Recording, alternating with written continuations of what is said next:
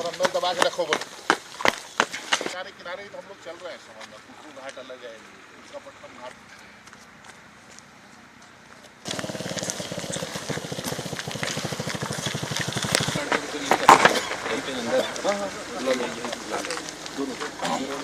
नहीं, आईडी तो शुरू से ही रहा है और उसको कभी उन्होंने छोड़ा नहीं है।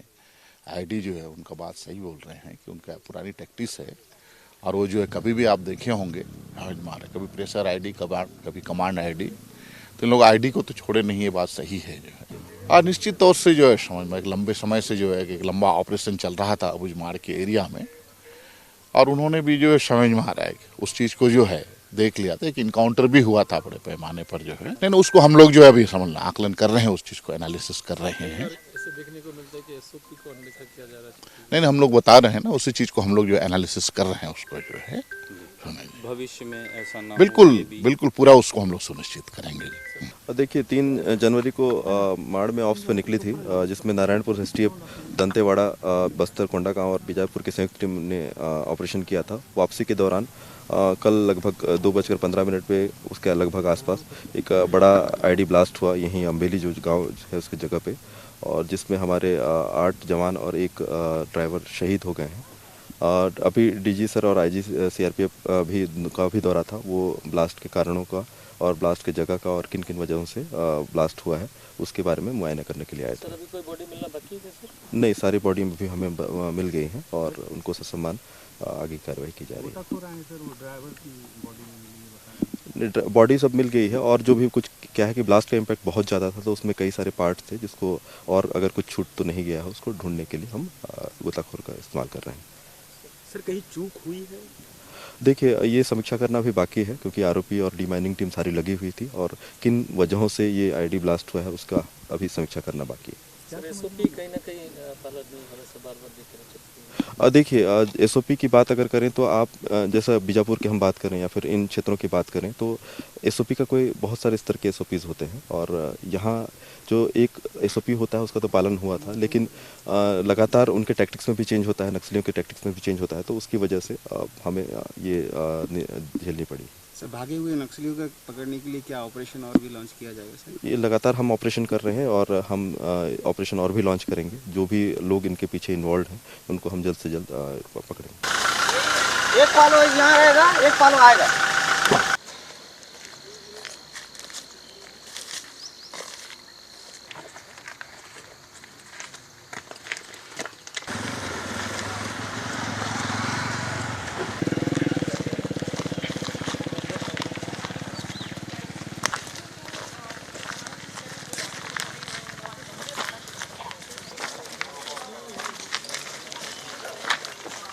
ये हूँ से कुट्रु बद्रा मुख्य मार्गर चित्र आपड़ देखिपार्टी। प्राय जो कंक्रीट रास्ताटी रही, कंक्रीट रास्ता तले प्राय 50 ରୁ 60 किलोग्राम ओजन रो आईडी माओवादी मैंने प्लांट कर रखिथिले एवं जवान मैंने ठीक यही रास्ता दे जिबा समय स्कॉर्पियो गाड़ी टी टार्गेट करथिले एवं विस्फोरण रो तीव्रता एते अधिक थिला। आपण देखिपारथुवे प्राय 10 फुट गर्त मुख्य रास्ता उपरे सृष्टि होईछि एवं जवान मानकर स्कॉर्पियो गाड़ी एवं जवान माने खिनभिन होई एणे तेणे पड़ी रहिछन्ति।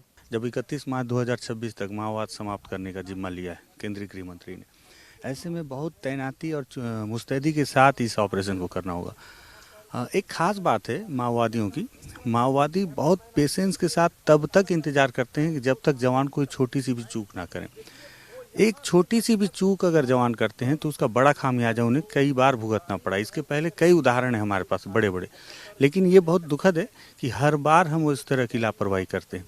और यहाँ पे भी आपने जो सवाल किया कि एसओपी का पालन नहीं किया गया, कल यहाँ जो डीआईजी हैं कमलोचन कश्यप, उन्होंने भी स्वीकार किया कि चूक तो हुई है कहीं ना कहीं, क्योंकि जब 3 दिन से ऑपरेशन चल रहा है, सारी चीज़ें डिस्क्लोज हो गई हैं कि जवान बड़ी मात्रा में बड़ी संख्या में अंदर हैं, सबको पता है कि इसी रास्ते से आएंगे। अरनपुर एक बड़ी घटना थी, आपको याद हो 10 जवान शहीद हुए थे, वहाँ पे भी इसी तरह की लापरवाही हुई थी कि ये बात ओपन हो चुकी थी कि इस रास्ते से जवान आने वाले हैं।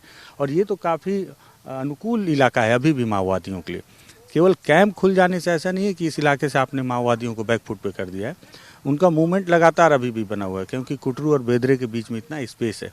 तो मुझे लगता है कि बहुत सारी छोटी छोटी लापरवाहियाँ यहाँ पे की गई हैं। हालांकि दुखद है, इस पे बहुत सवाल उठाना भी लाजमी नहीं है, लेकिन ज़रूरी है अभी इस वक्त में, जब जवानों की संख्या लगातार बढ़ाई जा रही है, बाहर से और भी नए जवान आ रहे हैं, तो ऐसे में अगर इस तरह की लापरवाहियाँ आएंगी, क्योंकि ये जवानों के मोरल को डाउन करने के लिए बहुत ही मतलब ये दुखद है, मोरल डाउन हो जाता है इससे।